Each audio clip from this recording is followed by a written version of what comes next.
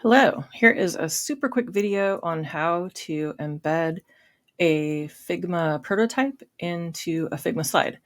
So here I am, I'm in the prototype screen versus design or tab, and I have identified my flow. I've given it a lovely, pretty name, and I have chosen, if I click out on the artboard, you can see that I've chosen iPhone 16 Pro Max. And I can even choose the color if I want. I can even choose the background that I want. And I'm going to hit play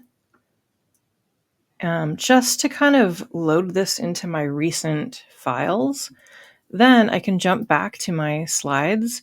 And on the bottom here, there's a handy dandy little live interaction button.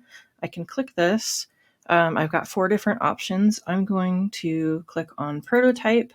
And then this is my most recent, so I'm going to click that, and it is going to magically add my prototype, screen and all. So if this shows up in just a rectangle, it means you need to set that that phone style for your animation, for your prototype.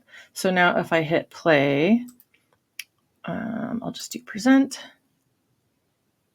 I get my slide and I get a working prototype. If I click on the little interaction button, it will load the prototype, and then I'll be able to, go through the prototype, not with the arrow keys, but with clicking.